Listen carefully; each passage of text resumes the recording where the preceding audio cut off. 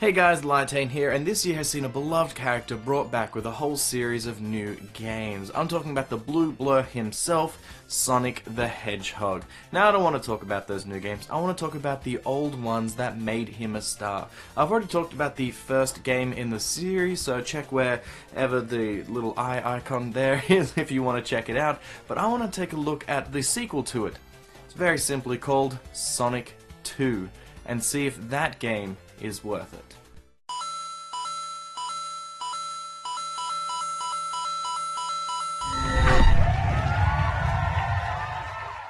So I've already gone over a brief history of Sonic, but for you new people, Sonic was Sega's mascot to compete with Mario, and by God did he put the pressure on them. Released in 1992, Sonic 2 has a little bit of a story that you'll find in the manual, of course. Dr. Robotnik, because he wasn't called Eggman yet, is at it again, and this time his world domination plan is pretty much the same exact plan that he had in the first game. Robotnik has captured a whole host of animals and turned them into robots in order to take over the world. Instead of Angel Island, though, he is over on West Island, so it's totally different than the first game. He is using his machines to find the Chaos Emeralds in order to power up the Death Egg, which is totally not a Death Star ripoff. No, it's totally original. So it's up to Sonic to put a stop to him, but this time he is joined by his best friend Tails, and the two set forth to ruin Robotnik's plans. Can you run, jump, and spin your way to victory, or will Robotnik stop you dead in your tracks? As this was the second game in the Sonic franchise, Sega had already ironed out a lot of the problems and a lot of the kinks that made the first game difficult to make.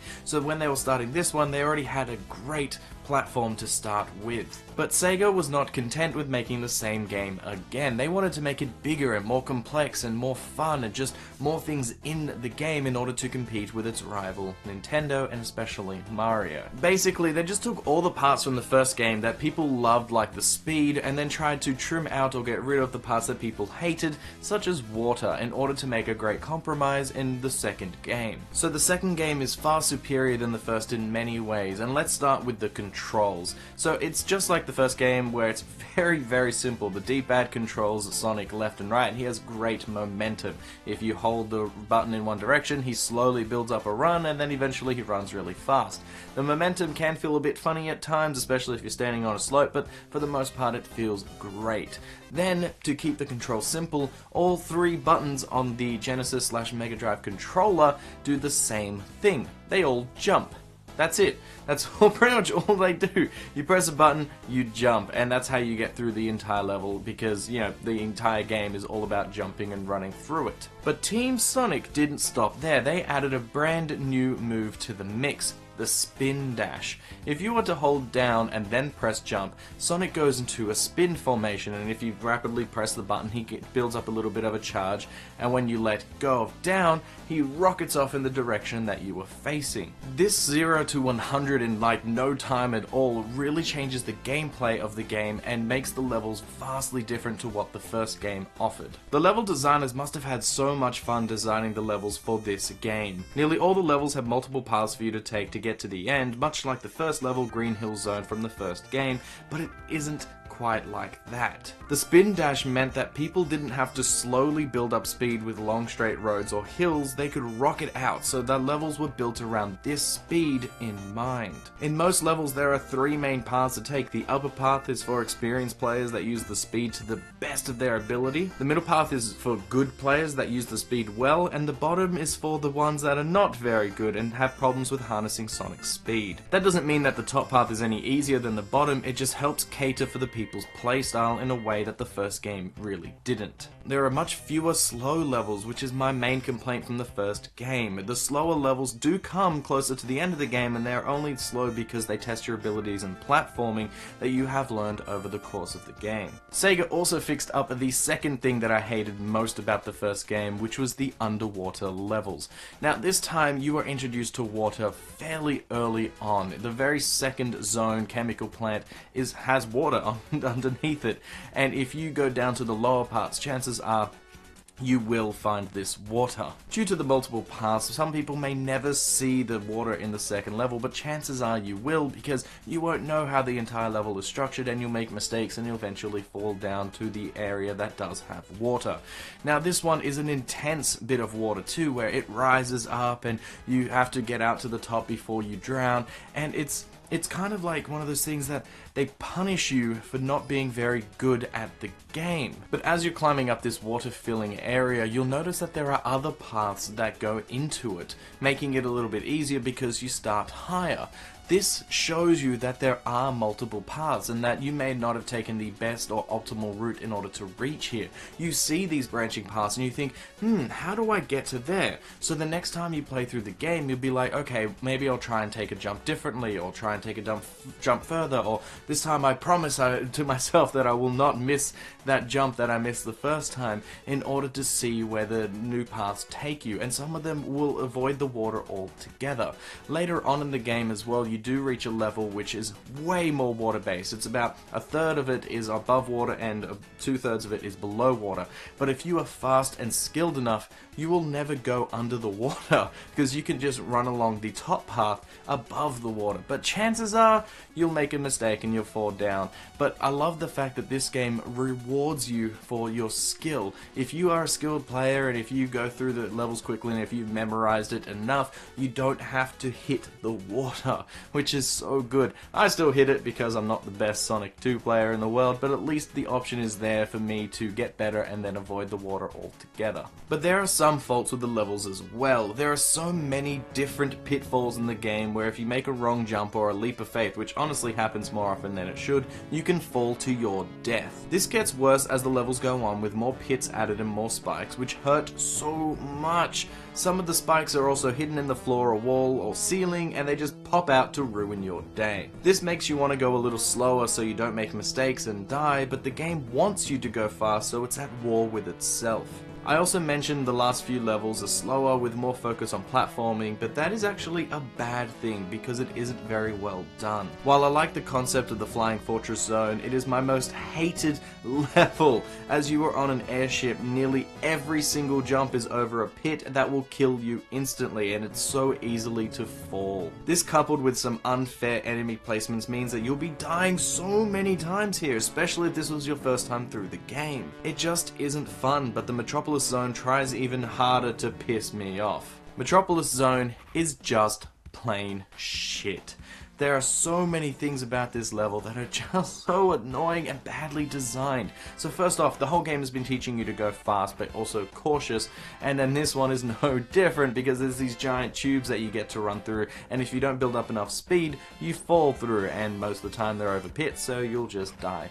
Isn't that nice and fun? But that's not the worst part. There are these stupid bolts that you have to run on. So if you jump onto this bolt and you run in place, it spins and it goes up in a vertical way. You're just running on the spot, and then when you get to the top, you jump off, or sometimes you have to jump to another one, depending on the part of the level, and it's so boring. You're just running on the spot.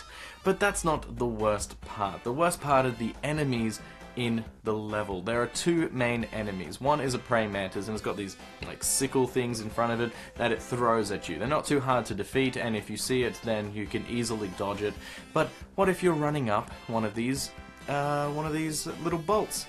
Then when they get to the top of that, you got these stupid things thrown at you, and it's so often you jump off and you accidentally hit them, or you get hit by the praying mantis in some other way, and then you fall down, and then you have to do the whole thing again, and of course the enemy respawns at the top. But they're not the worst enemy of this level. The starfish are. They are the bane of my existence. They are the things that I hate the most in Sonic 2.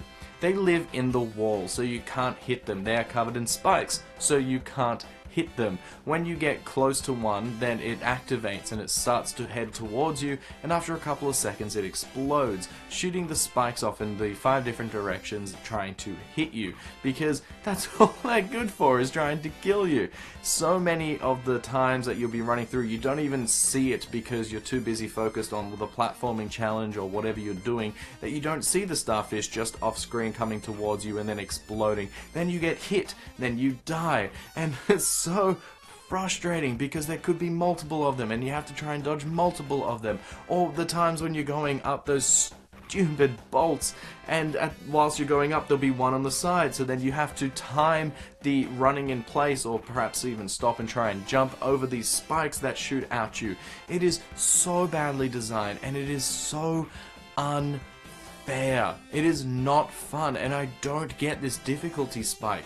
The rest of the game made sense in its difficulty. Even Flying Fortress made sense. Like, it's not very fair there either, but at least it made sense to not be as fair. The fact that it has so many pitfalls is it's a ship. So yes, I understand why if I miss a jump I'm going to die, but that's a different kind of challenge. This is just unfair enemy placement for the sake of being a dick. Let's talk about something positive. In this game, Tails follows you around and mimics you. He doesn't really do anything in a one-player game, but in a two-player game, the second player controls Tails. What's really cool is that your friend can pick up the controller and play it any time that they want. That way you don't make the first player start the whole game over, which I find really neat. Then when they are done, they just put down the controller and Tails will go back to following Sonic after a short time. What makes him unique is that he is invincible. He cannot die. Well, not permanently, anyway, as after a little bit he'll just fly back into the room like nothing happened.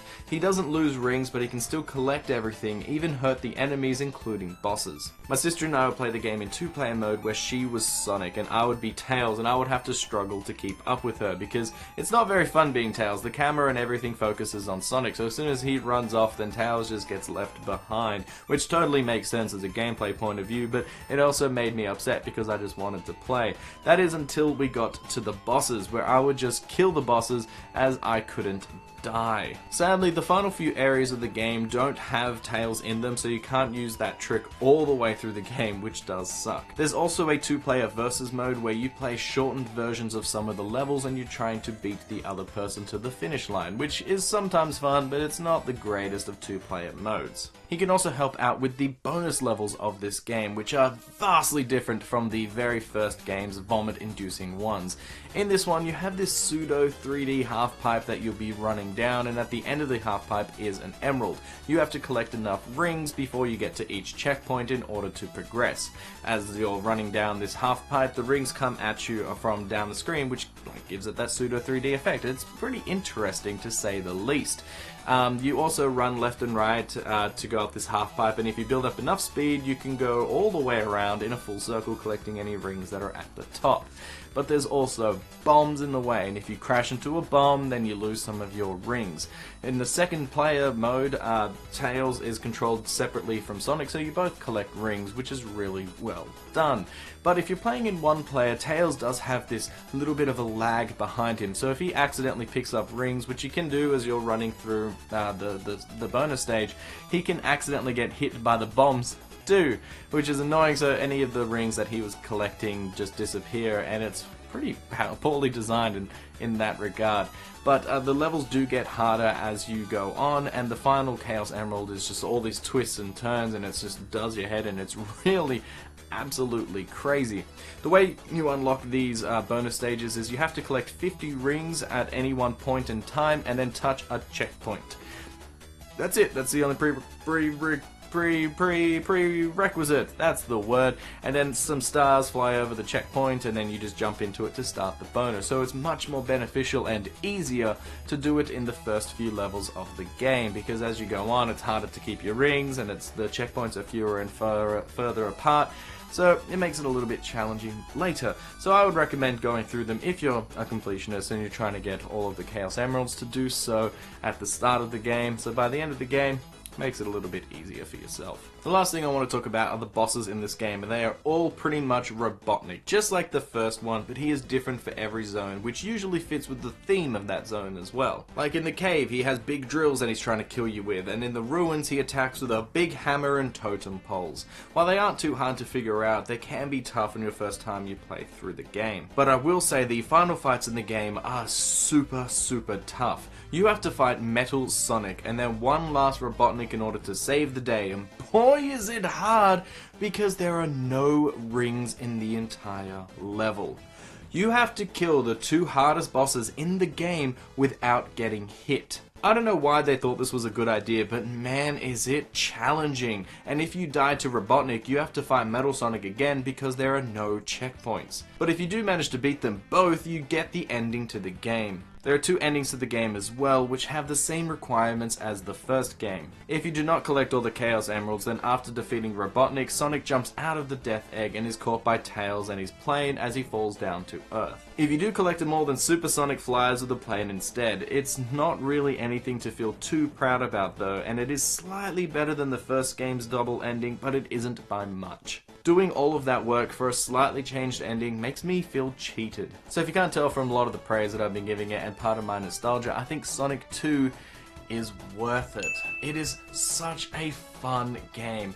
Everything that the first game did, I feel that the second game did much better. The multiple pathways, the spin dash, the fact that you have so much more opportunity to go through the levels in your own way, the fact that there are so many more levels and they each have a bit more of a unique feel to them than the first game did. I like the fact that there's more to see and do on repeat playthroughs, the fact that they fixed up the Chaos Emeralds and the bonus stages, and I just like everything about it. The second player, everything about it is fantastic. Well, not everything. There are still a few flaws, like Metropolis Zone and the final levels of the game, where they're just not nearly as fun as they should be. I just think Sonic Team was like, oh, we made this game too much fun, maybe we need to throw in some hard levels just to balance it out, and they just threw it all into the final parts of the game. Having no rings against the final 2 bosses is a daunting task, but it can be done, and I have done it, and I felt super proud and accomplished to do so. Whilst there is one more game in this series that I will be looking at, Sonic 2 is definitely fun still, and definitely worth playing. But tell me what you guys thought about Sonic 2. I played this game so much as a kid because my sister and I would play through it so much. And like I said before, she was always player 1 because she was older and she had to be player 1, so I was always player 2. And then she would make fun of me because one of the things is that as you run through the game, Tails goes off screen and then he slowly flies back in, but you can't control Tails until he touches the floor. So then my sister would speed off just as I touch the floor or just before I touch the floor, so then I don't get to play because she's just rude like that. Ah, good times and traumatic memories. But anyways, I didn't even finish this game until I was much older because the final 2 fights were just way too hard for me. But when I did finish it, I felt super good about it. But tell me what you guys thought about it. Maybe you have different experiences. Maybe you never played the 2-player mode. Or maybe you beat Sonic as a kid, because I didn't, even though I played it about a bazillion times. But let me know in the comments below, and I'll see you guys next time. And don't forget to like and subscribe. Bye! Hey guys, Lytane here, and I got something in my eye.